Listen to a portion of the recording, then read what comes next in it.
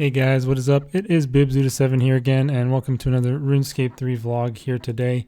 In this video, I'm going to be talking about this week's update and patch notes. We don't have any actual big content update this week, but we do have a new Ninja Strike, the first one of the new year of 2021.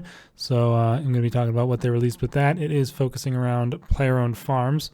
It doesn't have a whole lot of stuff in it, but there are a few good ones in there that you definitely want to be aware of that they've added. And then the main headliner of this week's update is, of course, the continuation of the grand party. And they also have a new login screen. I'm not sure when that was added exactly, but it is focusing around the anniversary theme and all that. And one thing I kind of noticed, I was just wondering, like, it's called RS3. I wonder if they just got that sort of idea from Counter-Strike, because I'm pretty sure Counter-Strike had its 20th anniversary recently, and they had the whole event labeled CS20, so definitely pretty similar, but it's not too tough of a thing to come up with at the same time. RS20 anniversary. I mean, it's pretty basic stuff there, but just figured I'd mention that. Either way, we do have the celebration of Minigames starting this week, and there's been quite a bit of rage about this whole event at the start of it. People were all mad about how it's not really that big of an event for the 20th anniversary, and then the combat week started and people were raging that Iron Man had access to the Slayer XP buff as well as the Elder Overload thing. Although they did have the Slayer XP buff for events in the past, I guess people didn't want them to have it this time. Again, they're very inconsistent with their Iron Man sort of thing. But they did hotfix that last week. They removed the Slayer XP increase from Iron Man and the Elder Overload buff. I think the Elder Overload buff definitely shouldn't have been available, but the XP buff is something that's been given in the past, so it's kind of up in the air whether that should or shouldn't be allowed. But yeah, this week we do have the minigame celebration, and there's a long list of minigames on the news post that tell you every minigame that is having doubled resources or anything rewarded from it is doubled. And it has a few strange things on there that I don't really understand. And what the is happening to this guy? My goodness. Well, it certainly is Monday after all, isn't it? Holy smokes. Okay, we're gonna try and not look at that abomination on our screen, but yeah, like one of the things on here is fight caves. I definitely don't think fight caves is a mini game per se, but I mean, I guess you could construe it as that. Are you going to get double fire capes for doing fight caves? I don't know. And then there's also Gnome Restaurant on here, which is a weird thing because you get like random stuff from that, like gems or herbs or whatever. So that's a strange thing to have doubled. But other than that, most of the normal things are on here that you'd expect. Barbarian Assault, Castle Wars, Conquest, Pest Control, pretty much everything. Shattered Worlds, Shifting Tombs is on there. Mage Training Arena, that's a good one if you don't have Infinity. Oh, wait, no. If you don't, what is it that you need? Bones to Peaches. If you don't have Bones to Peaches unlocked for comp, I would definitely head to Mage Training Arena and do that because Livid Farm is actually not on this list, so you cannot get double produce points, unfortunately. I was wondering if that was going to be there or not. Turns out it's not, but yeah, pretty much everything else is on there. One thing that is important to note here, and I did recommend Iron Men do Flash Powder Factory last week. Turns out Iron Men don't get the doubled minigame currency for whatever reason, at least at the moment. People are pretty mad about that as well on Reddit. Hopefully they will change that. I don't see any reason why they shouldn't get it, but at the same time, people on Reddit are clearly not very clear on what they want either, in my opinion. Like, you could make the argument. I'm not saying it's necessarily the same, but you could make the argument that this doubled minigame currency is pretty similar to a 50% Slayer XP buff. I mean, both things are kind of saving time in a way of speaking. So I don't know. Like I said, I mean, since they've had it in the past, they've had the 50% XP buff on Iron Man in the past. I don't see why they would suddenly change their stance on it now, but they seem to have done that, and they're extending that to these minigames. So I guess if they don't want to give the Slayer XP buff, then they shouldn't really necessarily give the minigames, but again, that's kind of an opinionated viewpoint, and you can have your own opinion on that if, however you'd like. But if they do make it so Iron Man can do this, aside from doing Mage Training Arena for Infinity Boots for Master Clues, as well as Bones to Peaches for just to have that unlocked, and for the, I think you need it for Desert Elite or something. Also look to do Flash Powder Factory for the Herblore outfit and Factory outfit. Those are both very, very good to have on Iron Man accounts. So yeah, the other thing that was also added for the party, I guess, is if you go to the crater, Jilly Willikers is there and will give you a free clue scroll once per day. And I think it is based on your total level once again. So that is probably going to give me an elite clue. So, once per day you can pick up an elite clue. Not sure if that's going to last for the whole week or for the whole event or just for the week. They don't actually specify that in this post here. But also it's apparent, according to Reddit, you're apparently still able to get the Slayer XP buff and free death cost. I'm not sure if they've hotfixed it yet, but apparently they failed to change that for whatever reason. They failed to remove that buff. They did remove the Elder Overload Golems who were here at the crater, but I'm not sure if that's still occurring or what, but that is what I've read on Reddit thus far. And yes, I did get an elite clue scroll, of course, from Jilly Willikers over there. So pretty easy to spot him with his ridiculous outfit. One other thing that they have in the anniversary, or in the news post rather, is the fact that there's going to be a mini quest reveal at 16 o'clock game time on Tuesday.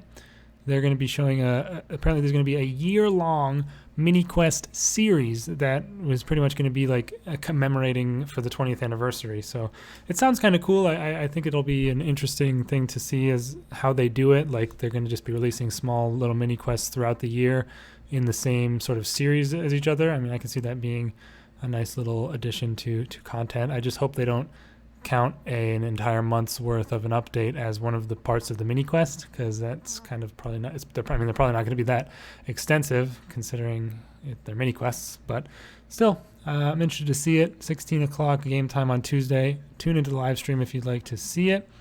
But next up we have Ninja Strike number 17, which is the player-owned farms Ninja Strike. I'm going to head over there. I don't really have, I have animals in, so hopefully I can still just see everything, but I haven't kept up with this at all. I really need to get back on it so I can work on my 120 farming. One thing you can do is you can now favorite animals. As you can see, I think you have to do it from in here. Oh, what the hell?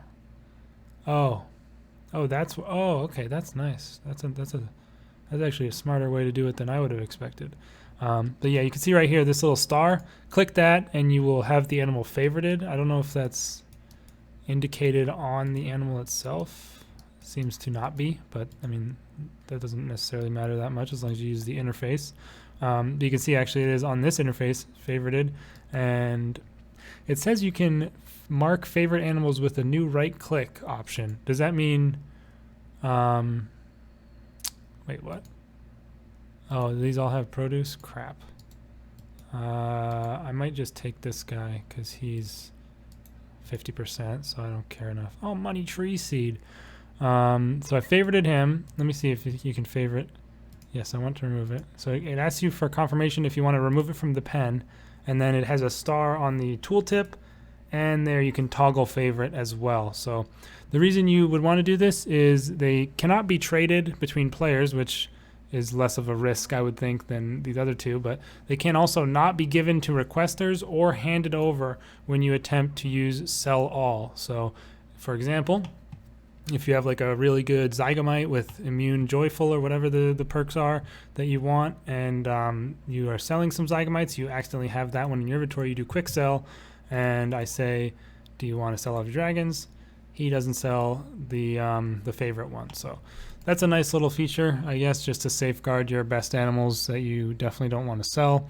As I showed in the in the other pen, there are these new buttons here for feeding honeycomb to your animals, which is extremely nice, especially I would say, at least in my opinion, for Iron Man, because like when I was doing Jodenkos on my hardcore, I didn't really feel like gathering seeds to feed the ones that I was just growing for XP, and I would just get the honeycomb by planting marigolds on my my farm runs and getting the yellow honeycomb for the happiness, and then woad leaves for the red honeycomb.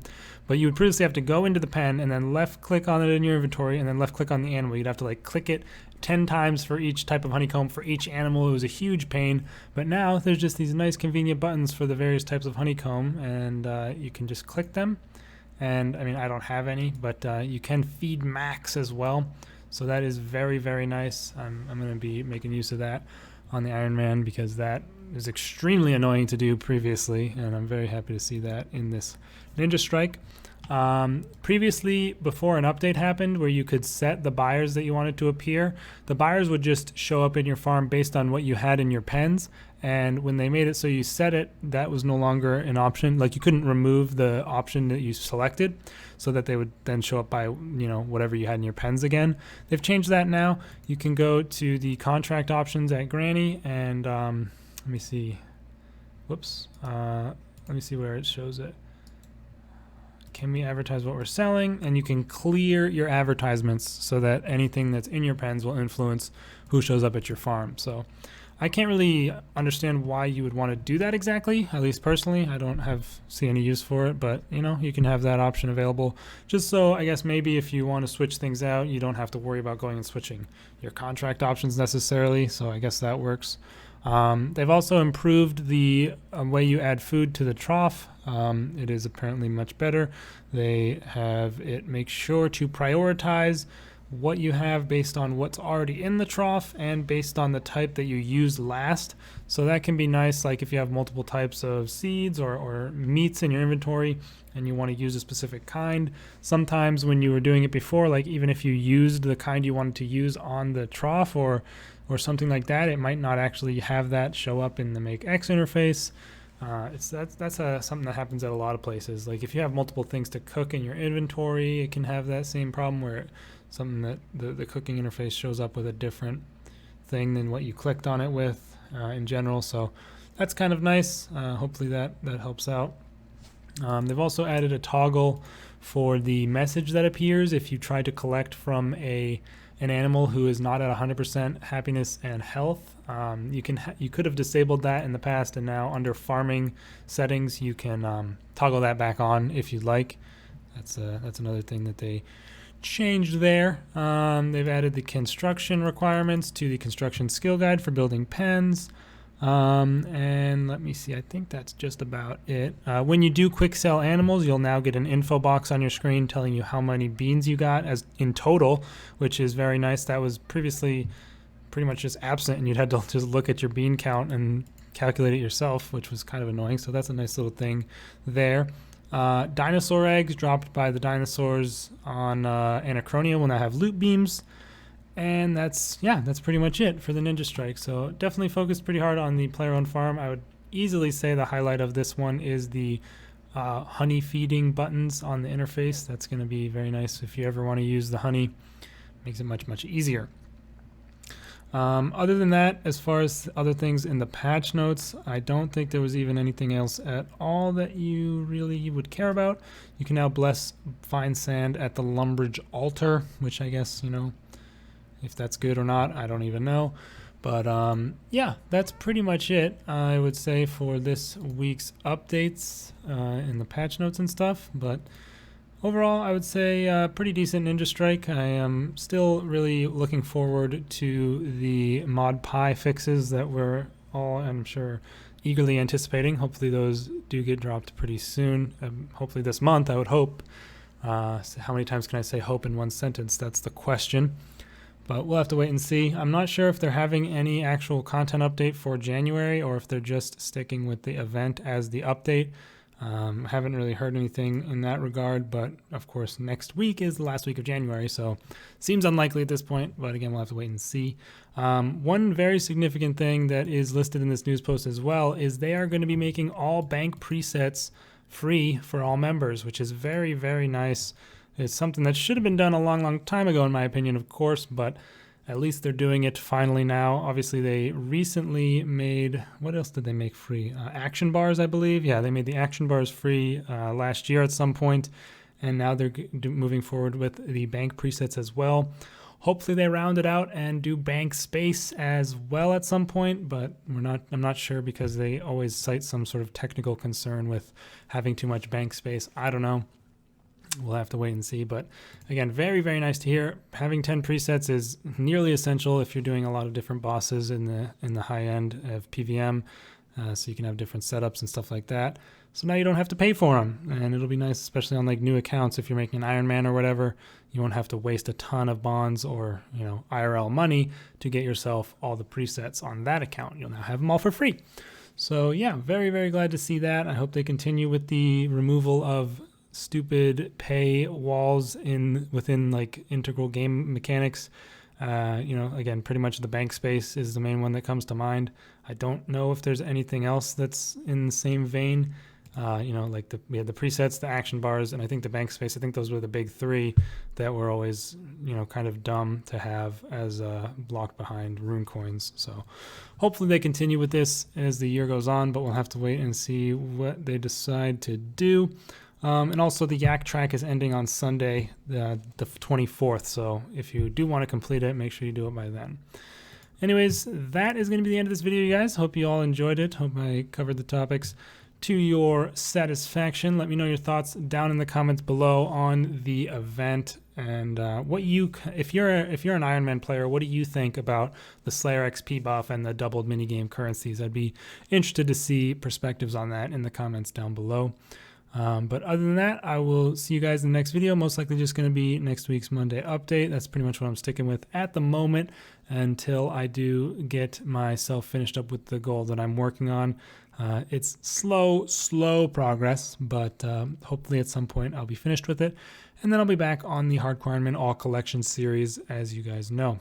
Thank you for watching, and I'll see you in the next video. Peace out.